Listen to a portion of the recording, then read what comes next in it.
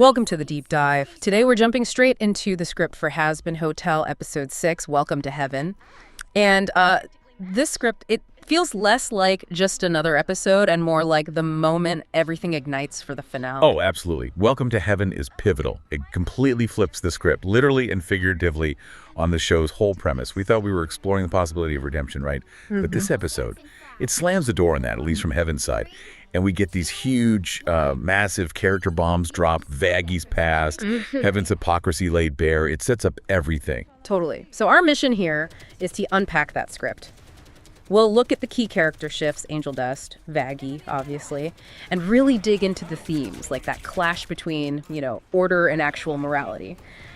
And then use those script details to try and figure out what kind of chaos is coming in those last two episodes. Because right from the start, the script signals things are off. Charlie's packing scene, it's almost frantic. I have a light jacket, flak jacket, and rain jacket. And then she asks, wait, does it rain in heaven? It's funny, but it shows she's overthinking, maybe. Yeah, or maybe just unprepared for the real climate there. Yeah. But Vaggy, her reaction is way more telling. That line, I have that thing, I'm such a bad liar, it's so weak. It's not just nerves about a meeting. No way, it feels like sheer panic, doesn't it? Like she knows going back there means facing something huge she's hidden. Exactly. It's the fear of exposure. That internal conflict for Vaggy is running parallel to the main case Charlie's desperately trying to make up in heaven. Right, the case. And Exhibit A for Charlie has got to be Angel Dust. But when we first see him in the script, oof, he's wrecked.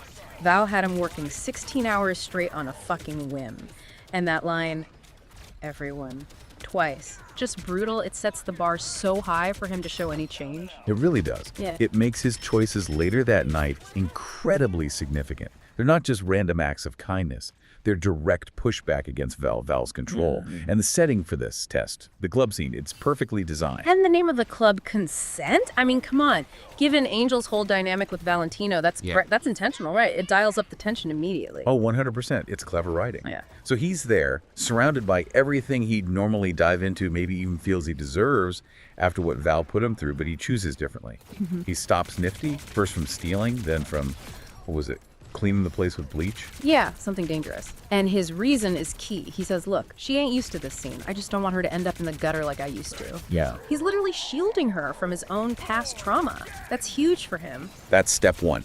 But the real moment, the truly dangerous one, is when Val shows up. Right. Val comes in, starts his usual taunting, expects Angel to fold, and Angel tells him, fuck off. Not once, but twice, knowing full well what that means for him later. And that's the game changer. He draws a line. He basically says, okay, fine, you own me in the studio, contractual. Okay. But out here, with my friends, no. Yeah. He's claiming agency, even knowing the cost. That defiance is the proof of change. He chooses dignity over immediate safety. And that's exactly what Charlie uses. She throws it right back at Adam in the hearing. Angel was selfless, he stopped Nifty from stealing, and he stuck it to that Mothman. It feels so powerful in the moment, which makes it even more shocking when it just doesn't matter at all. Was the trial just for show then? The script makes it pretty clear Heaven wasn't actually interested in the evidence. They weren't looking for reasons to say yes. They were looking for reasons to say no, to maintain things as they are. So Angel's progress, Exhibit A, gets dismissed. It tells you everything about Heaven before we even get the big reveals there. Okay, so let's go to Heaven. Visually, the script describes it as spotless, right? Rainbow sprinkles, super clean. But then you meet the bureaucracy. St. Peter seems kind of useless, and the Seraphim. Yeah, you immediately get this contrast within the leadership. You've got Emily, who seems genuinely sweet, naive maybe, excited about visitors, easily shocked. And then there's Sarah, High Seraphim, all about safety, order, control.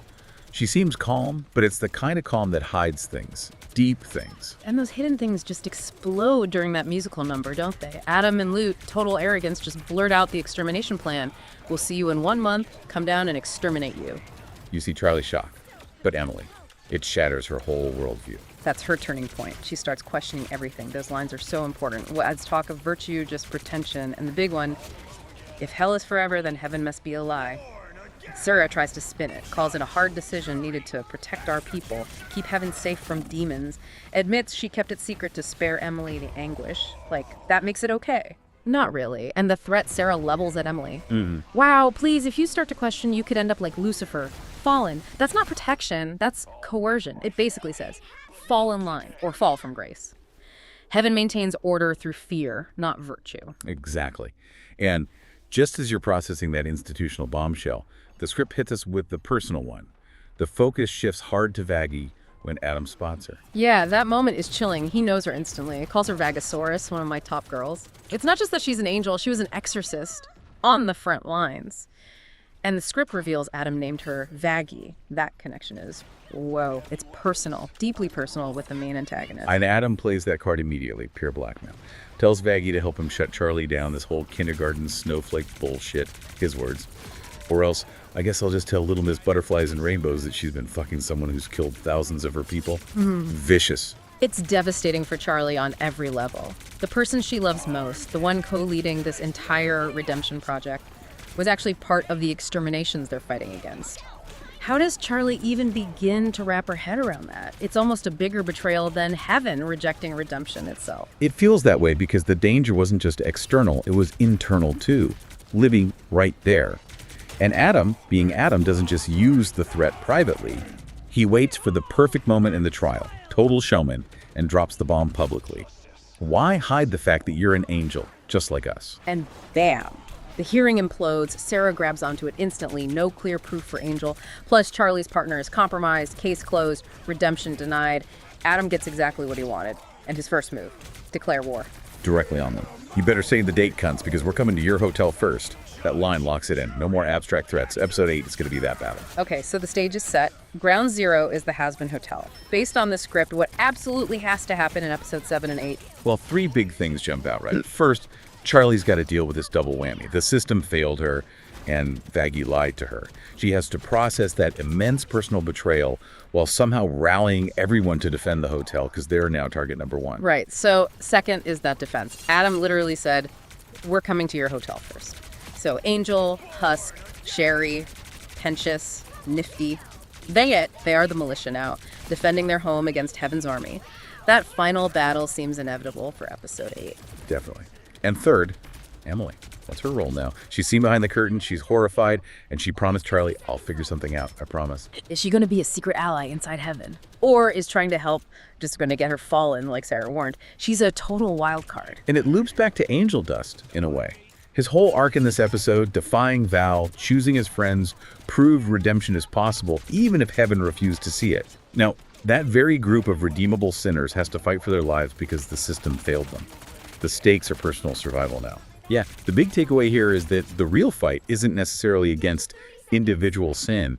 It's against entrenched power that refuses to allow change. Sarah and Adam, they represent order maintained through lies, threats, and outright violence. Heaven, in this script, looks pretty corrupt.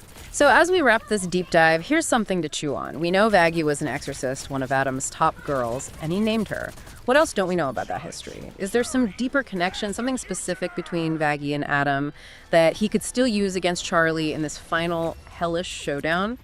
The script definitely leaves that door wide open.